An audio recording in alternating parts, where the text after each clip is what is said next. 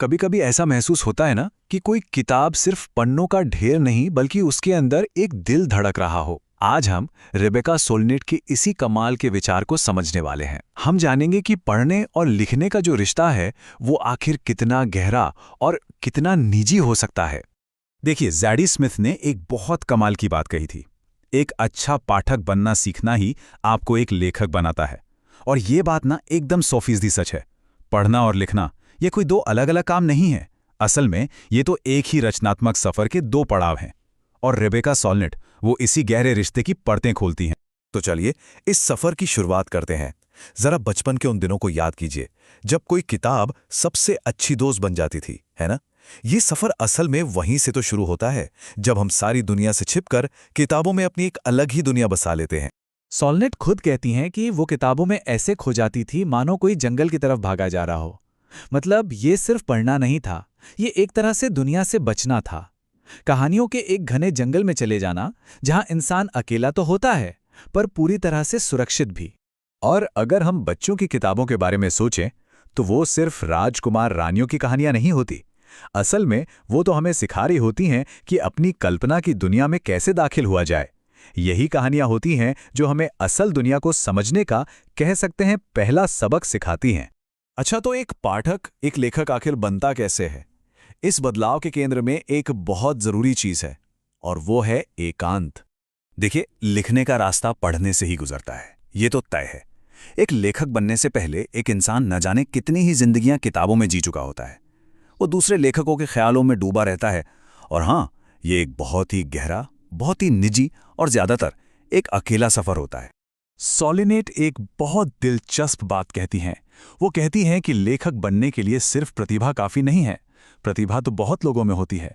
असली चुनौती तो है उस एकांत को सहना और लगातार काम करते रहना।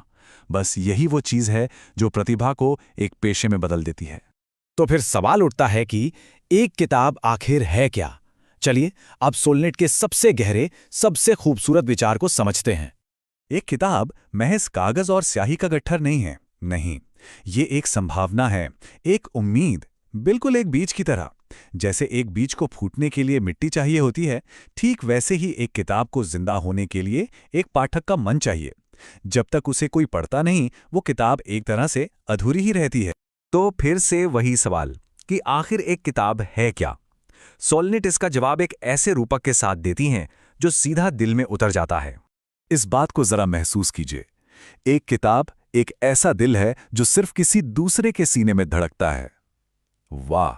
मतलब जब कोई उस किताब को पढ़ता है तो लेखक का दिल, उसकी बातें, उसके एहसास पढ़ने वाले के अंदर धड़कने लगते हैं। असल जादू तो यही है पढ़ने का। अब बात करते हैं लिखने की। लिखना कितना खामोश काम है ना? पर कमाल की बात यह है कि यही खामोशी सबसे गहरा जुड़ाव भी बनाती है। चलिए समझते हैं कि यह होता कैसे है।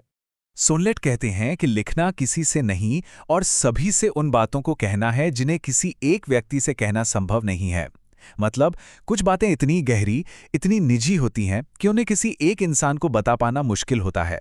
और लेखन हमें वो आज़ादी देता है कि हम वो बात किसी से भी ना कहें और फिर भी सबसे कहें। यही वजह है कि लेखन वहां कामयाब हो जाता है जहां बातचीत अक्सर विफल हो जाती है। इसमें वो बारीकियां आ पाती हैं जो आम बातचीत में मुमकिन नहीं। और सबसे खूबसूरत बात पता है क्या है? ये लेखक और पाठक को एक अनोखे, साझा एकांत में जोड़ता है। जरा सोचिए, एक ऐसी जगह जहां दो मन, दो दिल खामोशी में एक दूसरे से मिलते हैं। तो ये जो इतना खामोश और निजी सा काम है लिखने का, ये आखिर हमें ले कहाँ जाता है? ये एक ऐसी आवाज को जन्म देता है जो बहुत दूर दूर तक सुनी जाती है और एक ऐसा रिश्ता बनाती है जो बेहद गहरा होता है।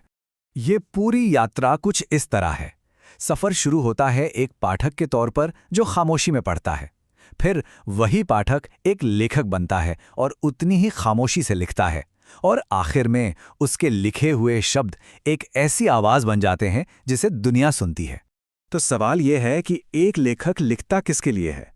वो लिखता है एक अनदेखी भीड़ के लिए, उन लोगों के लिए जो शायद अभी पैदा भी नहीं हुए, या उनके लिए जो अब इस दुनिया में हैं ही नहीं। सच तो यह है कि लेखन समय और जगह की सीमाओं को तोड़कर एक बातचीत है। तो आखिर में एक सवाल सबके लिए, वो कौन सी किताब रही है जिसमें किसी का दिल सबसे जोर से धड़का? वो कौन सी किताब थी जिसे सिर्फ पढ़ा नहीं गया, बल्कि सच में अंदर तक महसूस किया गया?